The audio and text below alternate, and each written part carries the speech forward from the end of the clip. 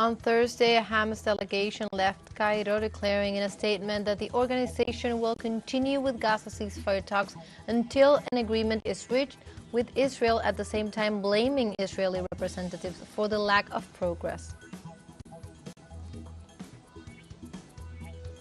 In Haiti, political tension increases as human rights organizations highlight that more than 15,000 people have been displaced in the Haitian capital due to the increase of violence in the country.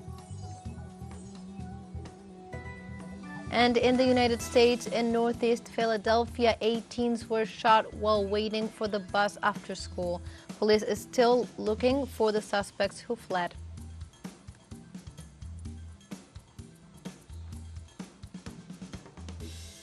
Hello and welcome to From the South.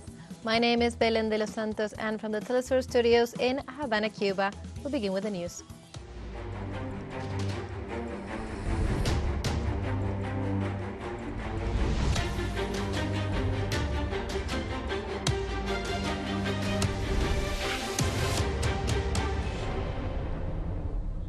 On Thursday, a Hamas delegation left Cairo, declaring in a statement that the organization will continue with Gaza ceasefire talks until an agreement is reached with Israel, at the same time blaming Israeli representatives for the lack of progress in the talks.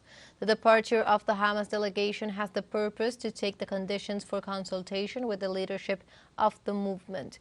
The objectives declared by Hamas statement are to pursue negotiations and efforts to stop the aggression, return the displaced citizens, and bring in relief aid to Gaza Strip population. Senior Hamas official Sami Abu Suridat declared that Israel was rejecting Hamas' demands to end its offensive in the enclave, withdraw its forces, and ensure freedom of aid entry and the return of the displaced people. There was no immediate comment from Israel.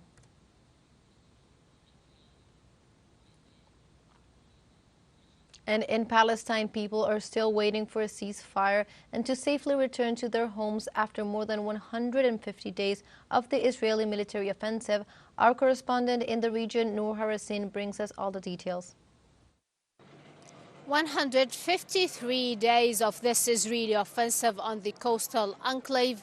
Most of the Israeli attacks on Gaza over the past 24 hours were on middle Gaza, where the Israeli warplanes targeted several homes and residential buildings in Deir al-Balah and Al-Nusayrat refugee camp. According to the Palestinian Health Ministry, dozens of Palestinians were killed in middle Gaza over the past 24 hours. Also, in the latest highlights of Israeli attacks on the coastal enclave, a number of Palestinians were killed in an Israeli airstrike on the Al-Mawasi refugee camp, which is located between Khan Yunis and Rafah city.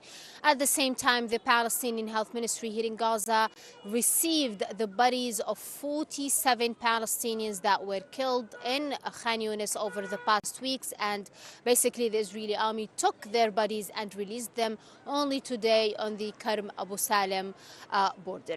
According to the Palestinian Health Ministry, and in its latest statement, 83 Palestinians were killed in Gaza over the past 24 hours, and this brings up the death toll here in Gaza since the 7th of October up to 30,800 Palestinians are killed. This is happening while there is a big failure in the negotiations between Hamas and Israel.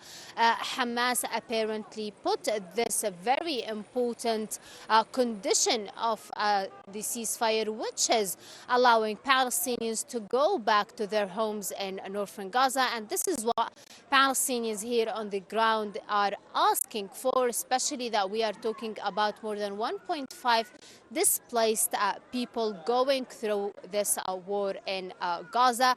They do want a truce, but they don't want a truce without them going back to their homes. Noor Harasin, TeleSUR, Gaza.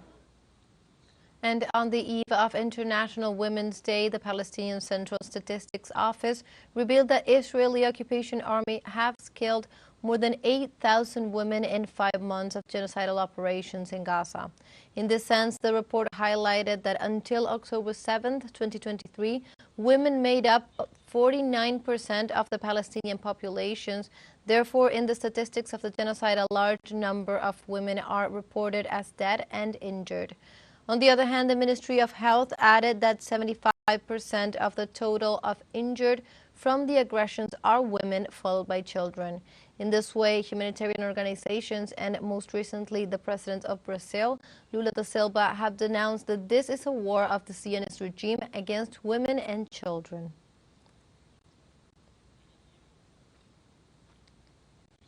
And as the world prepares to celebrate International Women's Day, data from Gaza shows that more than 31,000 Palestinians, many of them women and children, have died as a result of the Israeli genocide. In this regard, according to official reports from the United Nations Office for the Coordination of Humanitarian Affairs, 1 out of 75 Gazans have died as a result of the attacks by the occupation army throughout the Gaza Strip. Furthermore, the Palestinian Health Ministry also confirmed that 12,413 children between West Bank and Gaza were killed, while 8,400 women were also murdered. Moreover, official sources added that the Tel Aviv regime so far left 8,663 children and 6,327 women wounded and more than 8,000 missing. In this regard, human rights organizations denounced that the data from this massacre showed that every hour 15 people are killed in the Gaza Strip, among them 6 children. The UN Security Council resumes discussions on Gaza on Thursday as worsening living conditions for civilians caught in the conflict pushes calls for a permanent ceasefire. The 15-member body hears in a closed-door session the UN Humanitarian and Reconstruction Coordinator for the Strip, Sigrid Kaag, appointed in December by the UN to reinforce the entry of supplies. UN agencies estimate that more than 85% of the population remains displaced, and the threat of death due to lack of food raises alarm bells, especially in the north of the enclave. On Wednesday, the head of the World Health Organization, Tedros Adhanom Ghebreyesus, said that 1 in 6 children is dangerously malnourished in the north, while the UN Humanitarian Coordinator for the occupied Palestinian territory, Jamie McGoldrick, said that hunger has reached catastrophic levels.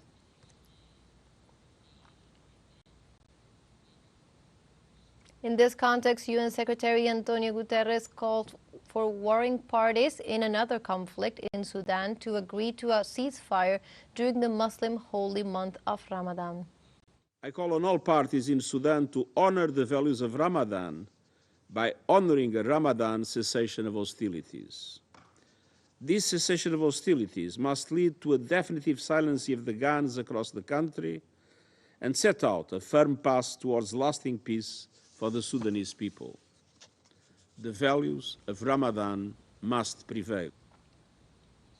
Also in this context, South Africa has urgently requested further interim measures against Israel from the International Court of Justice for flagrant violations of the Convention on the Prevention and Punishment of the Crime of Genocide. In the framework of the complaint filed in December, the African nation is once again before the court regarding the extreme emergency situation in the Strip, especially in regard to the widespread famine. The complaint also refers to flagrant violations to the actions agreed upon by the Hague Court and asks for a modification of the previous ones to order Israel to allow humanitarian aid into the enclave and urgently guarantee the safety of 2.6 million people, including more than 1 million children.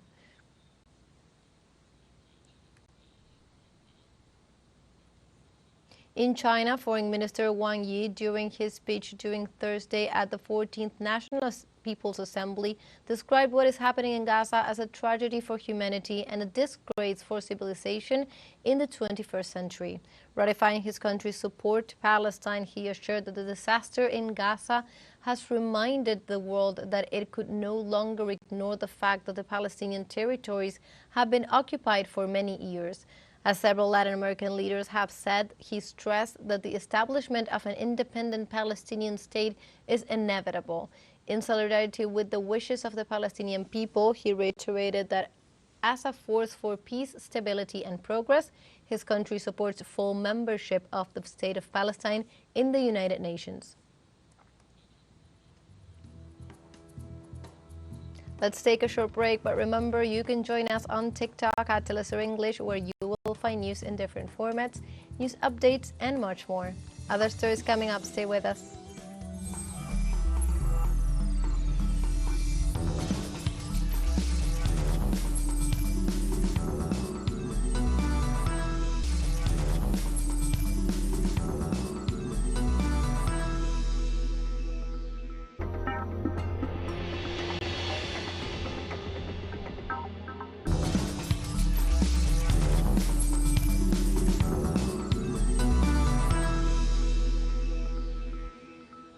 Welcome back to From the South. On Thursday, human rights organizations highlighted that more than 15,000 people have been displaced in the Haitian capital due to the increase of violence in the Caribbean country. Local sources warn that criminal groups with U.S. ammunition are on the verge of what could be a civil war. On the other hand, they also pointed out that the government in office is disqualified by these criminal groups, while the Prime Minister remains in Puerto Rico by decision of the State Department in Washington after the Dominican Republic rejected his entry into the country. In this sense, regional organizations have also failed to make progress in de-escalating a situation that has caused locals to wander around the capital to save their lives without food and without security. In this regard, medical sources also reported about the increase in the number of wounded and deceased, although there is still no official figures.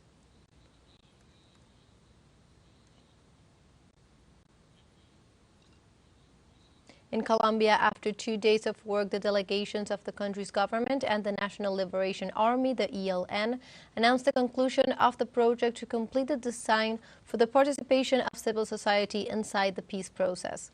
During the 5th plenary of the National Participation Committee, the parties have considered that the design of the strategy will continue with a detailed schedule made up of 26 meetings throughout the national territory, and these events will be held in different cities, among them Buga, Puerto Berrío, Cúcuta, and Neiva.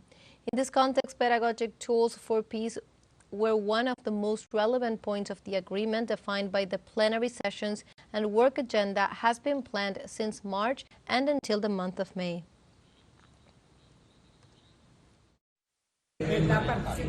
Participation is an essence of this process because there is no peace without participation of society, and to that extent this meeting is very important because it contributes to defining the whole design and participation. The plan that will lead from here the path of transformations. It says everything that participation contributes to the peace. We go now to Argentina, where the workers of the national agency TELAM responded to President Javier Milei and demanded an end to his lies and disqualifications.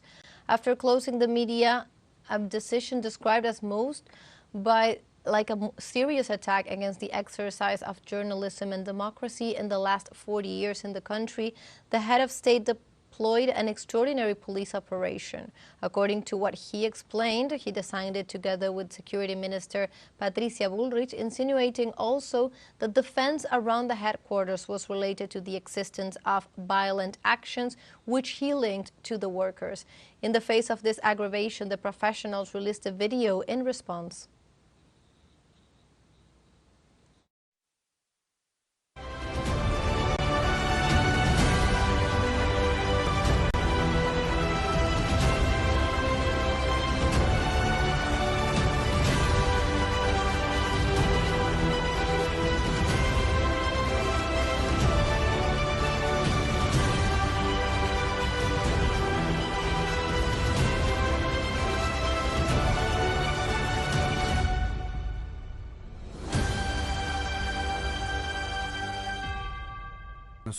We are no hooligans. We are professionals who want to work. And in Havana, capital of Cuba, Cuban and international experts will analyze the challenges of digital communication in the 3rd edition of Patria International Colloquium. The first Deputy Minister of Communications, Wilfredo González, explained that representatives from 16 countries have confirmed their presence at the scientific forum, while 67 companies dedicated to information technologies, digitalization, and artificial intelligence are expected to participate in the exhibition. Gonzalez added that on the opening day of the convention, which will be held between March 18th to 22nd, a high-level panel is scheduled to discuss the challenges of digital transformation. The colloquium will be a unique opportunity to explore the relationship between new technologies and communication. In addition to conferences, workshops, and exhibitions with experts from around the world, Patria will have a room for the presentation of innovative projects and an immersive virtual reality room. And we have a final short break coming up, but before, we invite you to join our WhatsApp community for our English-speaking audience. You can scan the QR code on screen to join directly and also share the link to reach more people. Constant news coverage of Latin America and the Caribbean, as well as the rest of the world. Stay connected and informed with TeleSUR. Final short break, don't go away.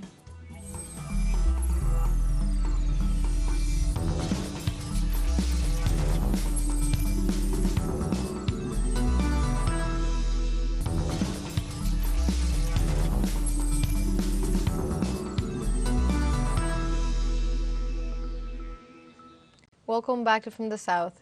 In the United States, in northeast of Philadelphia, 8 teens were shot waiting for a bus after school. Police is still on the hunt for the suspects who fled.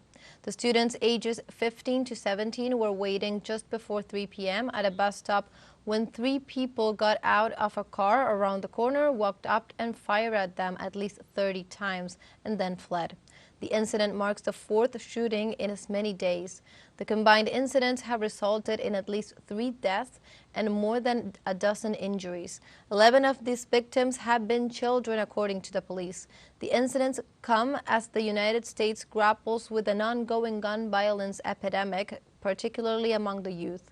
Firearms are now the #1 killer of children and teens in the country, having surpassed motor vehicle accidents, the leading cause of death among U.S. youth until the year 2020.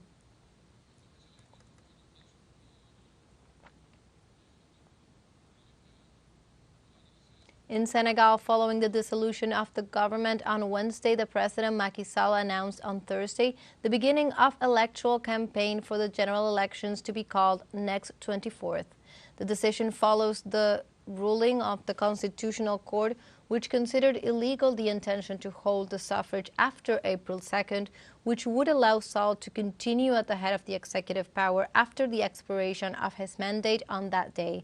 The suffrage was scheduled for last February 25th, but the president suspended it due to alleged electoral disputes with the list of candidates, some of which have double nationality, Senegalese and French. However, the vast majority of the opposition rejected the postponement of elections, calling it a constitutional coup d'état. This is a good news for Senegalese democracy, because over the past few months, Senegal has been facing a rather difficult social and economic situation. Students and everyone else were in a rather anxious and stressful situation. I think Senegal will finally be able to breathe again. I think we are banging our heads for days and weeks. The country was in a state of uncertainty, but I'm proud to say that the Constitutional Council played its role to the full. We expected the Constitutional Council to play its part. It's true that there's been a lot of controversy over the last few days, but frankly, at the end of the day, we're still pretty proud to see that the Constitutional Council is independent and free. And like this, we have come to the end of this news brief. You can find these and many other stories on our website at telesurenglish.net. And also join us on social media. We are on Facebook, X, Instagram, Telegram, and also TikTok. For TeleSUR English, my name is Belén de los Santos. Thank you for watching.